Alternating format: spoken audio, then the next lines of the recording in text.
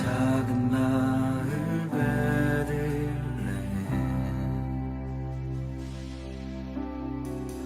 다윗의 마을 그곳에 하나님이 나셨다.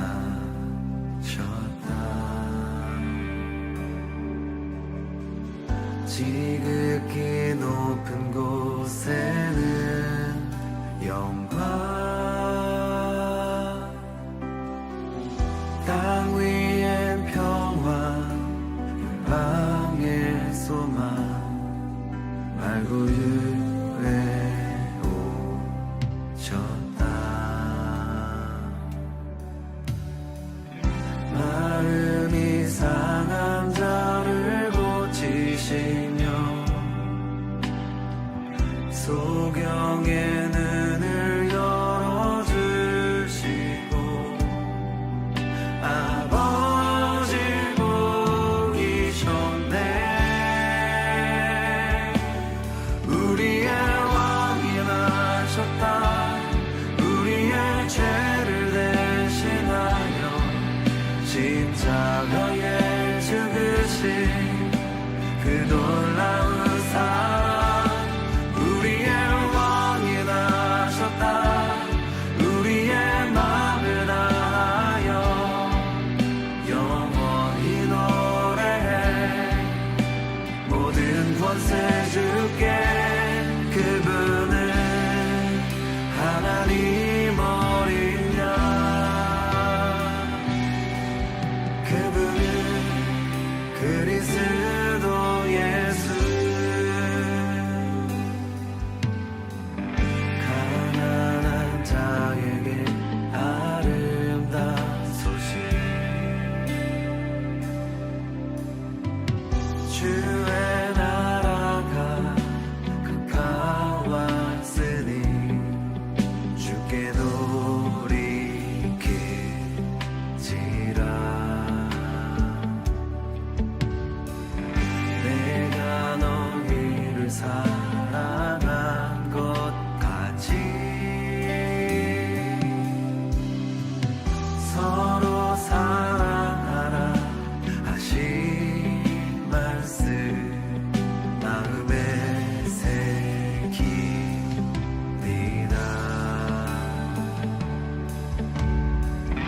내 죄를 대신하여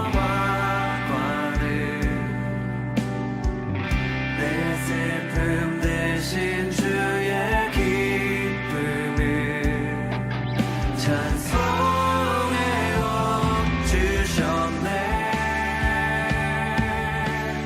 우리의 왕이 나셨다.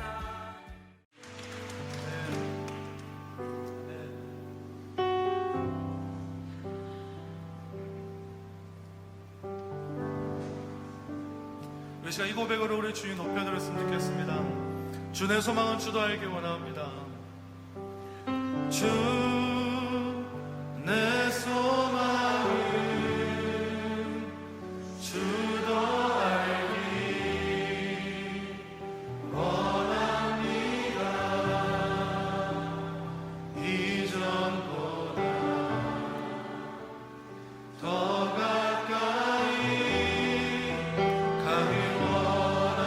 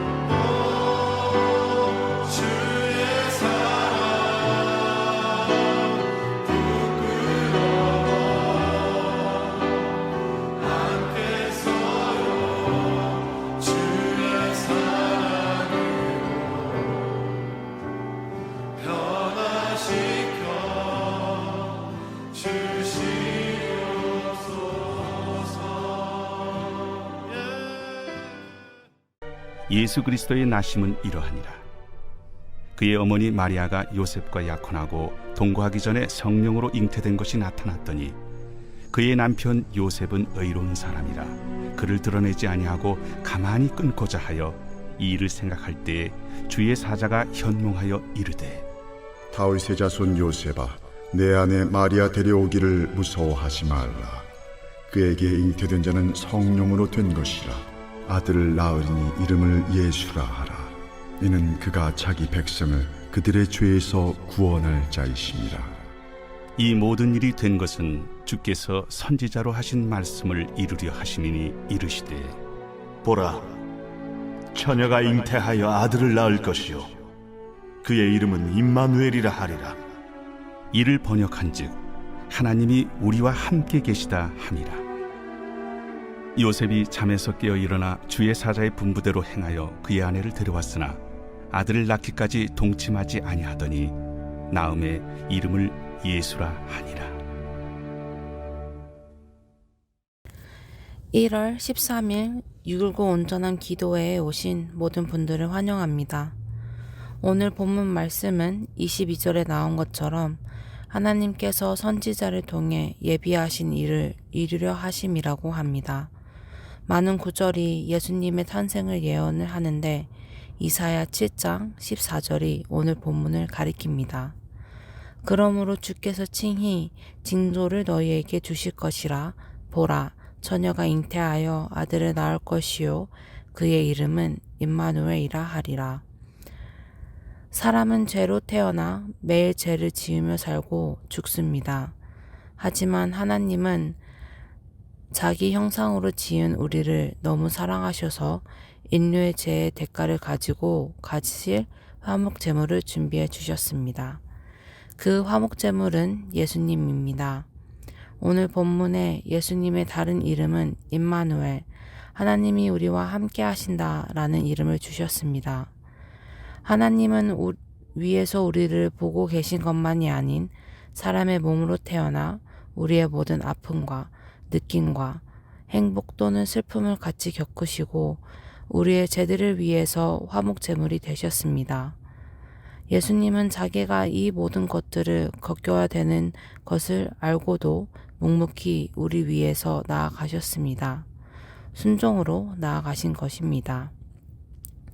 예수님이 순종의 길을 가신 것처럼 오늘 본문에 순종의 길을 걸은 자가 한 명이 더 있습니다. 그는 예수님의 부모인 요셉입니다. 마리아의 남편 요셉은 의로운 사람이라고 말합니다. 요셉은 마리아의 임신 소식을 들었을 때 그녀와 조용히 연을 끊으려고 했다고 19절에 설명합니다.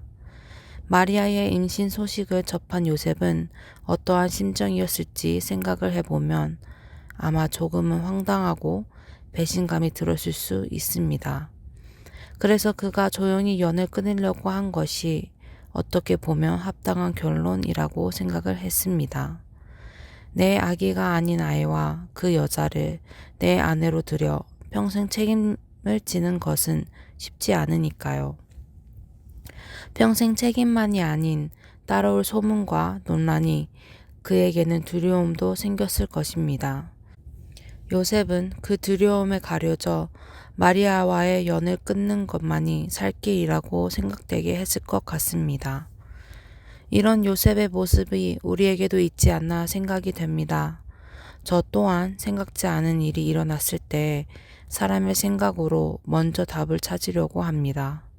그것이 불편한 사람을 멀리하는 것이 될 수도 있고 나에게 닥친 고난이 왜 일어났는지, 내가 잘못했거나 부족해서 일어났는지 생각을 합니다. 내 생각이라는 한계에 갇혀 있기 때문입니다. 사람의 생각 너머 일하시는 하나님을 알면 우리는 그때서야 하나님의 뜻을 이해하고 보지 못했던 것을 알아 마음 안에 평안함을 느끼게 됩니다. 요셉은 어떻게 24절에 나온 것처럼 분부대로 행하여 마리아를 그의 아내로 데려왔을까요? 우리의 생각의 한계를 넘어선 하나님의 뜻, 진리를 암으로 요셉의 마음과 태도는 변하게 되었습니다. 여기서 우리가 다시 한번 생각을 해 봤으면 하는 것은 성경에서 말하는 의로운 사람은 어떠한 사람일까요? 오늘 본문은 요셉을 의로운 사람이라고 합니다.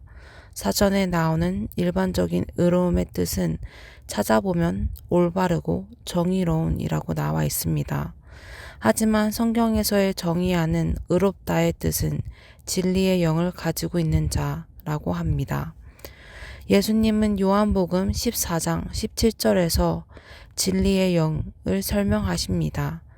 그는 진리의 영이라 세상은 능히 그를 받지 못하나니 이는 그를 보지도 못하고 알지도 못함이라. 그러나 너희는 그를 아나니 그는 너희와 함께 거하심이요 또 너희 속에 계시겠음이라. 또한 요한일서 4장 6절에는 우리는 하나님께 속하였으니 하나님을 아는 자는 우리의 말을 듣고 하나님께 속하지 아니한 자는 우리의 말을 듣지 아니하나니 진리의 영과 미혹의 영을 이로써 아느니라. 이처럼 진리의 영은 성령님이시며 성령님이 있어야지만 사람의 생각으로 이해할 수 없는 하나님의 뜻을 성령님의 도우심으로 이해할 수 있게 됩니다. 그래서 사람의 생각과 판단이 아닌 하나님의 뜻을 먼저 구하는 우리 모습들을 볼 수 있게 되는 것입니다. 그것처럼 본문 20절부터 23절에 요셉의 꿈에서 주의 사자가 요셉에게 찾아와 두려워하지 말라 라고 말하며 하나님의 계획을 알려주십니다. 요셉이 잠들기 전까지만 해도 두려움에 둘러싸여 있었습니다. 하지만 그에게 선물이신 성령님을 만났을 때 두려움보다는 그는 하나님의 계획을 알게 된 것만이 아닌 성령님 안에 평안함과 담대함을 갖게 되었습니다. 그래서 꿈에서 깬 요셉은 하나님의 뜻에 따라 마리아를 아내로 데려올 수 있었습니다. 성령님은 우리에게 단지 평안함만을 주시는 것이 아니라 우리에게 담대함을 주십니다. 원래는 마리아의 임신 소식을 듣고 요셉은 조용히 마리아와 바로 연을 끊으려고 생각을 했습니다. 그러던 요셉이 분부대로 행하여 마리아를 아내로 데려오고 아들을 낳기까지 동침하지 않았다고 기록되어 있습니다. 그는 더 이상 두려움보다는 하나님의 팽하심과 그의 계획을 알고 담대히 나아갈 수 있었습니다. 성령을 통해 평안함과 담대함을 얻은 한 의로운 사람의 통해 예수님의 탄생 사건이 하나님의 뜻으로 이루어지게 됩니다. 그리고 예수님은 십자가 고난에 순종하셔서 우리 모두가 죄에서 해방될 수 있었습니다. 요셉의 이 크지만 작은 순종들이 모여 하나님이 예비하신 계획들이 이루어질 수 있었고 그 자그마한 담대함이 나중에는 온 만민을 죄에서 노임받는 시작점이 되었습니다. 저는 작년 여름에 헷세드 목자가 되었습니다. 부끄럽고 부족한 저에게 목자가 된다는 것조차 큰 두려움 또는 고난이라고까지 생각되는 일이었습니다. 더군다나 목자가 되지도 않았는데 목자가 되면 하게 될 이 6.19 새벽기도 인도는 더한 두려움으로 다가왔습니다. 그래서 부족한 사람으로서 목자를 하지 말까도 생각을 해보았습니다. 하지만 목자가 되었고 작년 12월 달에 6.19 스케줄표가 나왔을 때 여전히 두려움에서 벗어나지 못해 난 못한다고 말을 할까라는 생각을 계속했습니다. 그렇지만 제가 지금 이렇게 6.19 새벽 기도를 하고 있는 것이 진짜 성령님의 도우심이 아닐까 생각이 됩니다. 전 아직도 조금은 두렵고 떨리지만 이 준비하는 과정 속에서 이만큼 말씀과 기도로 담대함을 구한 적이 있는지 생각을 해보게 됩니다. 작은 순종들이 모여 하나님의 나라가 이 땅에 이루어지는 것에 감사합니다. 지금은 이렇게 작은 순종이지만 나를 사랑하신 하나님이 이 일을 통하여 어떤 일을 이루실지 기대하고 나아갑니다. 이번 2026년 표어는 성령이여 우리에게 임하소서입니다. 오늘 본문 말씀에 요셉의 모습을 보면 성령님이 없었을 때에는 두려움으로 둘러싸여 있었습니다. 그치만 성령님이 함께 하신 이후에는 그에게는 진리를 알게 하시고 평안함을 주셨습니다. 진리를 알게 된 요셉은 같은 상황에서 더 이상 두려움이 아닌 담대함으로 나아갈 수 있었고 그 작은 순종이 나중에는 하나님의 큰 계획 아래 온 만민을 죄에서 구원을 이루실 수 있는 시작점이 되었습니다. 하나님은 요셉의 순종을 통해 예수님의 탄생의 역사를 이루셨고 임마누엘 하나님으로 우리와 함께 하신다는 오래전 하나님의 약속의 성취를 보여주셨습니다. 요셉의 작은 순종으로 이루어진 이 일을 보며 하나님 앞에 순종으로 나아가는 것이 얼마나 중요한지 배우게 되었습니다. 하지만 순종은 갑자기 생기는 것이 아닙니다. 또한 순종도 올바른 순종이어야 합니다. 올바른 순종을 하려면 우리 모두가 하나님과 하나님의 말씀을 알아야 됩니다. 그러기 위해 성령님이 우리와 함께 하셔서 우리가 성경에 기록된 진리를 바르게 이해할 수 있게 도움을 구하는 기도를 드려야 합니다. 2026년 표어를 다시 한번 마음에 되새기며 우리 모두 마음 안에 성령님이 함께 하시기를 소망하며 기도하며 나아가길 원합니다.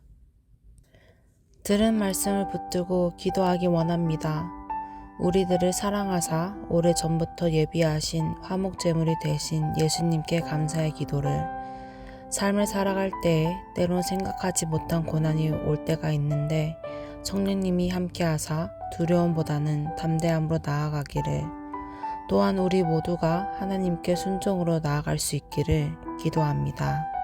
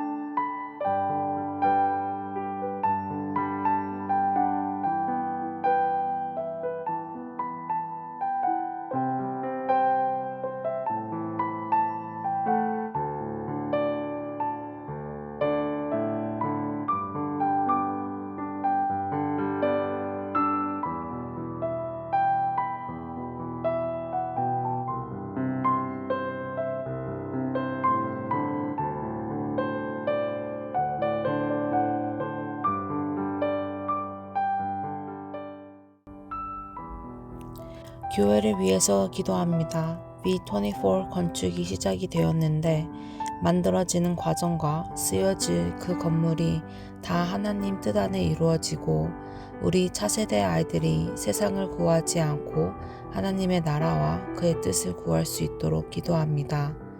교회의 성도님들을 위해서 기도합니다.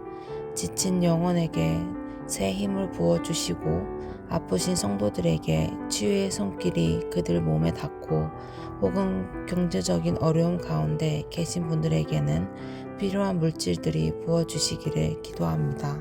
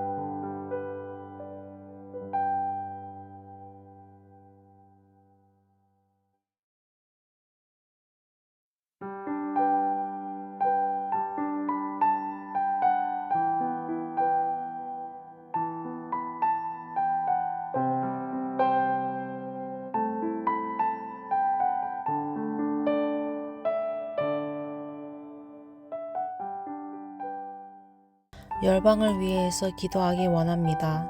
우리가 살고 있는 이 미국 땅의 영적인 전쟁을 위해서, 또 우리 조국의 땅 한국을 위해서 기도합니다. 한때는 많은 선교사님들을 보냈던 나라가 지금은 선교지가 되어 있습니다. 다시 한번 한국 땅에 하나님의 자비와 성령님이 임해 부흥이 일어나기를 기도합니다. 또한 세상 곳곳에 있는 선교사님들을 위해서 기도합니다. 메마른 땅에 하나님의 복음이 전파될 때 그 땅에 풍부한 성령의 열매가 가득하기를 기도합니다. 선교사님들이 필요한 손길과 물질들 또한 기도하고 있는 제목들이 이루어지기를 기도합니다.